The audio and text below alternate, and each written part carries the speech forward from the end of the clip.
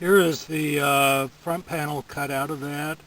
I'm not sure if you can see it very well, but in the middle of the box you can see that there's a divider panel. And you can also see that I kind of taped that door in the up position.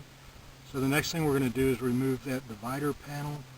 It, again, really doesn't have any function, so we're going to cut that out and throw it away. But we need to remove that in order to get both doors out.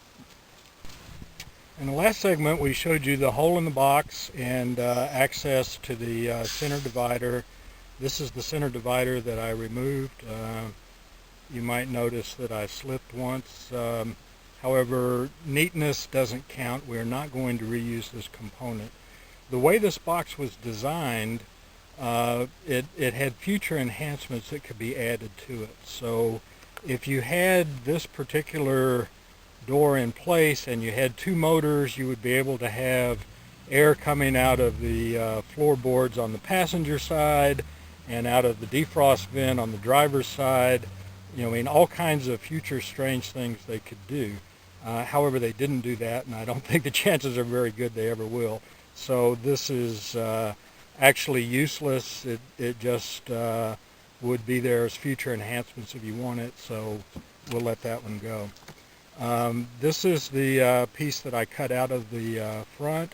You'll notice that we did leave the screw in place, and I do need to tell you that pulling that screw out from the center, the one I showed you before, is fairly difficult, and I cheated because I have a flexible attachment on my screwdriver. I could get to it fairly easily.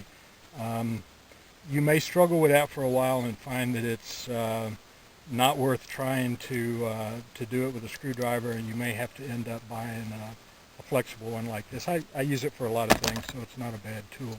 But anyway, when we reinsert this, we'll still have the grooves along the bottom and this screw in place to hold it up in there, and it'll come apart. It'll go back together fairly solidly. Pulling the door out, you don't have a lot of room to work, and the hole is just barely big enough to pull it through. I was able to wrangle this one out based upon the cut that we made before.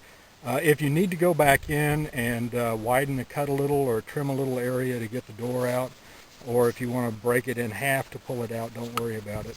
On this one, you know, the previous one we saw an actual cracked connector here where the motor went in. On this one, and it's going to be hard to see, it's actually stripped. So the motor axle will go in, but it just spins. It's not gripping the door. So the new piece we're going to put in, again, is just like we did on the recert door. We'll have the pin in the back. We'll go through the back of the box. And again, we'll have the axle insert coming in from the front to pin it in place. So I'm going to go ahead and put that in place, and we'll get back after that's done. So here's the completed installation for the Mode 1 door. You can see that I have replaced the cutout patch. It's been sealed with metal duct tape and the motor reinstalled.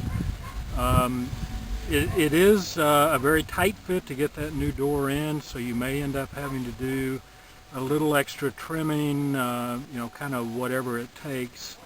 You don't have much room to work with, and it is a fairly tight fit, so you know, you may have to get a little creative with it. The other thing, we discussed the Mode 2 door before, which controls between the floor vents and the defrost vent. When you have the hole open to repair the Mode 1 door, you can put your hand down in the bottom of the box and feel that bottom door. And that's really the best indication of whether it's working or not. So on this one we got lucky. Actually, the Mode 2 door was working just fine. So after repairing the recert door and repairing the Mode 1 door, this Dodge Ram is up to 100% factory operation. And the components that we put in it with the HeaterTreater are much higher quality than the original plastic, and so I would not expect this to break again. We did not replace the recert or the blend door on the other side, so we may still have problems at a later date. But now that you've done this once, the second time getting in or replacing the door is going to be a snap. Again, we expect this to be a very home-friendly type of fix. It's something that we think most shade tree mechanics can accomplish. I'm going to put the truck back together. I'm not going to bore you with any more videos or details, but hopefully this gives you a good overview of the process, and certainly we would appreciate you visiting our website looking for more information. And if the fix applies to your truck, it's something that we feel like most people can do, and if not, you can always find a mom and pop shop, mom and pop garage shop that would be capable of doing this work. Thank you.